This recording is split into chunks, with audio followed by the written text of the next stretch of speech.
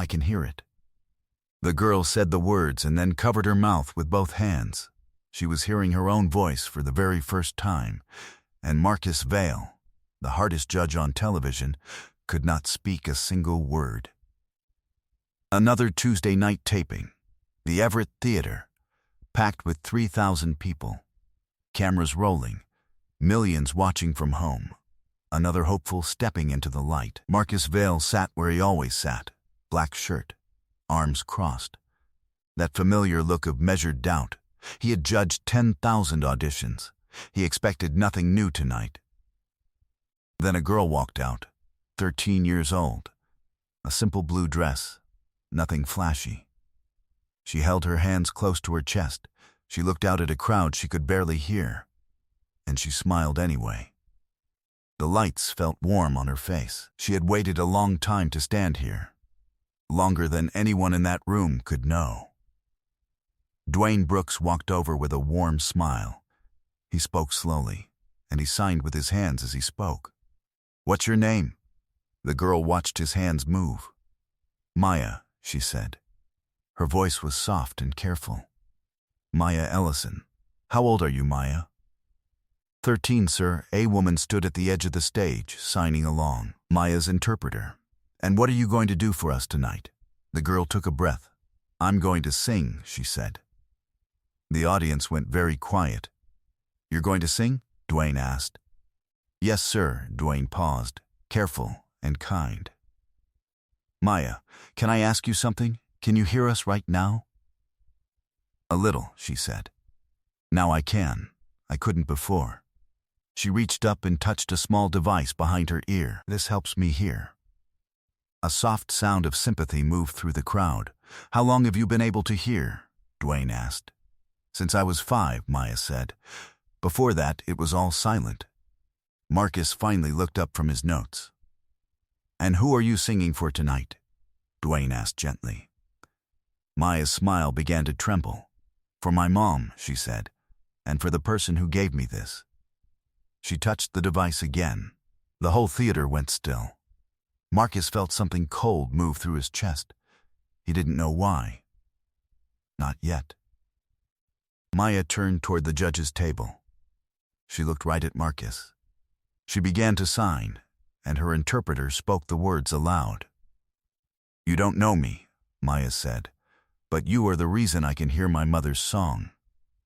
Marcus Vale said nothing. Nadia Kingsley's hand flew to her mouth. Theo Marsh leaned forward in his chair. Rosa Delgado was already crying. "They told me the money came from a stranger," Maya said. "It took me 2 years to find your name." She kept her eyes on him. "You never wanted me to know," she said. "You never wanted anyone to know." Her hand slowed for a moment. "I learned to sing so I could thank you out loud." In front of everyone. The room froze, and then Marcus Vale did the thing he never did. In 12 seasons, he had never once left his chair during an audition. Not one time. He stood up. His chair scraped backward across the floor. He walked out from behind the table and onto the stage. He opened his mouth to speak. No words came out. To understand what happened that night, you need to understand what happened 9 years earlier. Back then, Marcus Vale was younger, busier, harder. The show was smaller. The nights were longer. And there was a woman who worked behind the scenes. Her name was Grace Ellison. Grace worked in wardrobe. She mended the costumes. She fixed the hems and the buttons and the tears no camera ever saw. She was quiet. She was kind. She hummed while she worked. Everyone in the building loved Grace. If a zipper broke 10 minutes before showtime, Grace fixed it. If a young contestant was shaking backstage, Grace calmed them. She had a soft word for everyone, and a needle always ready. She had a little girl at home, a daughter born completely deaf. Maya was 4 years old back then. Grace used to bring her in on slow afternoons, and the crew would watch the two of them together. Grace never signed with cold, quick hands. She signed like she was singing. She'd press Maya's small palm flat against her own throat and hum a lullaby, so the girl could feel the song she could not hear. Maya would close her eyes when she did it. She'd smile at the buzz under her hand. It was the closest thing to music she had ever known. It was the only song in her whole silent world. One day, Grace used to say, "My Maya is going to hear music." She was saving for it. A cochlear implant. The device that might let her daughter hear. Insurance would not cover most of it, so Grace saved every dollar she could, a little each week. For years. It was going to take forever. She didn't care. She had time. Or so everyone thought. Then Grace got sick. It came fast, the way the worst things do. A cough that wouldn't leave. Then a diagnosis.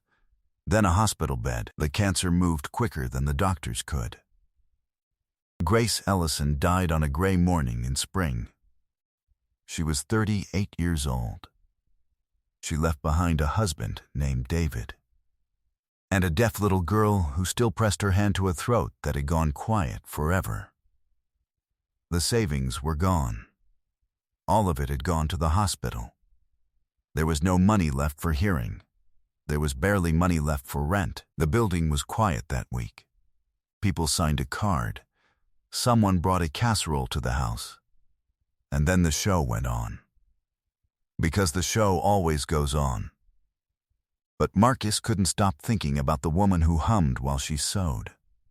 About the little girl with her hand on her mother's throat. About a dream that died in a hospital with no money behind it. So, he did something. Quietly, he found out where David lived.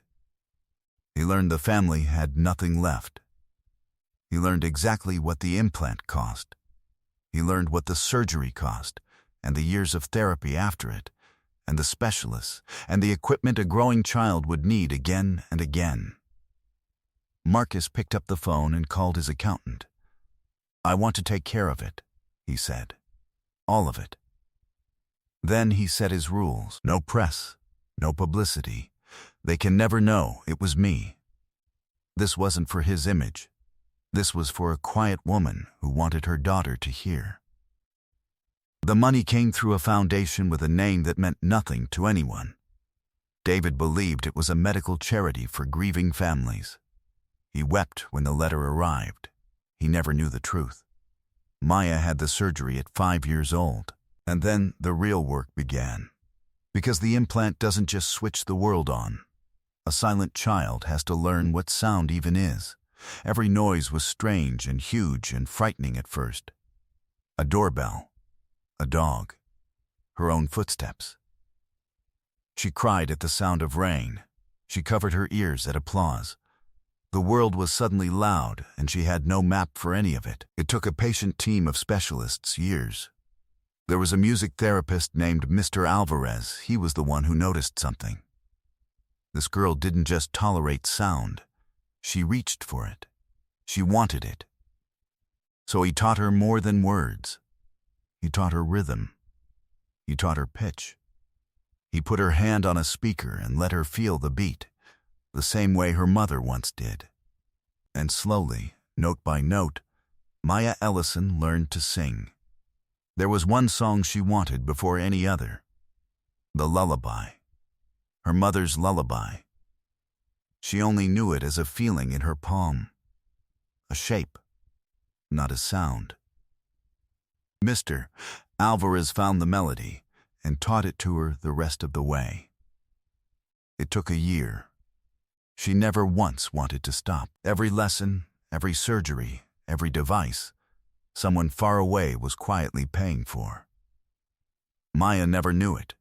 Marcus never asked to meet her. He never asked for a photograph. He never asked for thanks. Twice a year his accountant sent a single short line. The Ellison girl is doing well. That was all Marcus ever wanted to hear. The years passed. The checks kept going out, and Marcus Vail went on being the hardest judge on television, the man who never showed a thing. He thought that was the end of the story. He thought that was the end of the story. Until tonight. Because a child grows up, and a child asks questions. Maya was 13 now, and one evening she asked her father a simple thing. "Dad, who really paid for me to hear?" David showed her the letters, the foundation with the name that meant nothing. Maya was patient, just like her mother. She read every page. She followed every thread. She wrote letters. She made calls with her father translating. She hit dead end after dead end. The foundation was built to hide one name, and it hid it well. But Maya did not give up. She never gave up on anything. And after 2 long years of searching, she found one name hidden behind it all. She knew the name. Everyone knew the name. So Maya made a plan. She would not send a letter. She would not make a call she could barely hear anyway. She would say thank you the only way that could ever be enough. On the same stage her mother once worked. In front of the whole world. With a song she should never have been able to sing. That was why she was here. Not to win anything. To be heard. And now she stood on that stage, small and steady, looking up at the man who never knew he'd been found. Marcus Vale stood in the middle of the stage.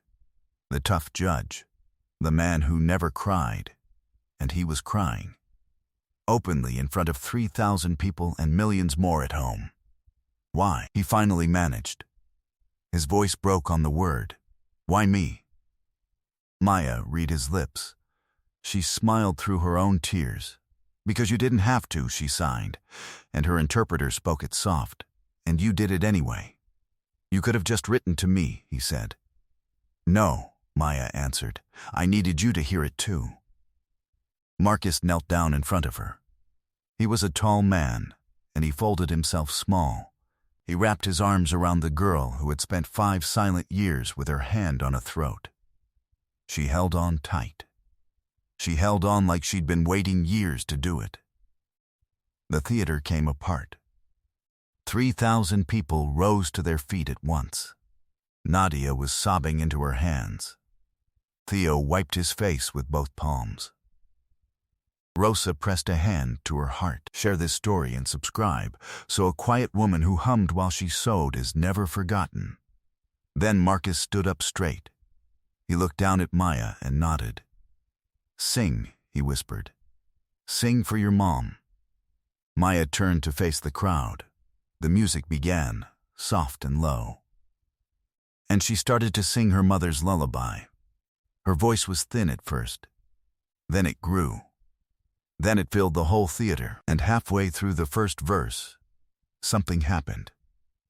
She heard herself, really heard herself for the first time in her life. Her own voice, singing her mother's song, coming back to her own ears. She had felt this song. She had never once heard it. And now it was here, all around her in her own voice. She faltered.